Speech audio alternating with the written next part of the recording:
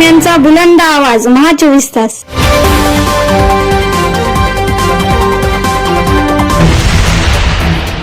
नमस्कार, मी महेंद्र धोंगडे. महा 24 तास न्यूज मध्ये स्वागत आहे. आपण सध्या आहोत बामणी फाटा ते तळणी या रस्त्याचं काम गेल्या 6 महिन्यापासून चालू आहे.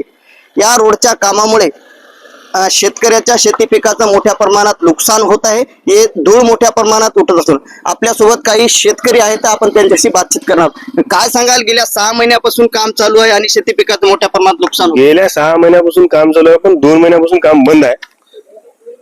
आणि त्यामुळं बंद असलेल्या कामामुळे इथं जे धुळी या मुरुम टाकलेल्या रोडवर धूळ जी उडायली, त्या धुळीचं उडलेल्या धुळीचं आमच्या शेताकडे कापसावर, त्या कापसावर उडलेली धुळी, कापसाचं सगळं नुकसान झालं. तिकडे त्या तुरीचं नुकसान झालं. त्याची भरपाई देणार कोण? एक तर हे काम चालू करा, रस्ता बनवा, अन्यथा आम्ही काम बंद करून टाकू. नाही तर दिवसातून 3 ते 4 वेळेस टँकरने याच्यावर पाणी तरी मारायला लावा.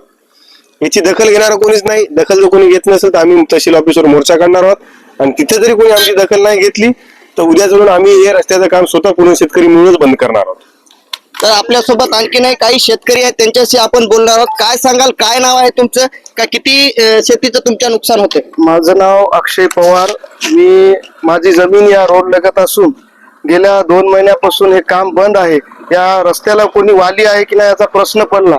आम्ही ज्यावेळेस हरभरा पेरला त्यावेळेस पासून हा धुरडा उठून त्या आमच्या हरभरा पिकाला अजून फुलं लागलेली नाही. तोंडाशी आलेला घास वाया गेलेला आहे.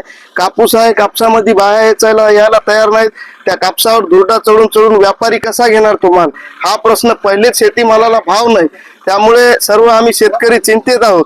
आता एक आक्रोश तयार करून आम्ही एक तुमच्या मार्फत शासनाला एक विनंती करू इच्छितो की या रस्त्याचं लवकरात लवकर एक तर काम चालू करा, अन्यथा होत नसेल तर आम्हाला सांगा. आम्ही सर्व शेतकरी मिळून लवकरात लवकर हे काम बंद पाडू, एवढा इशारा आम्हाला तुमच्या या मीडियाच्या मार्फत शासनाला द्यायचा आहे.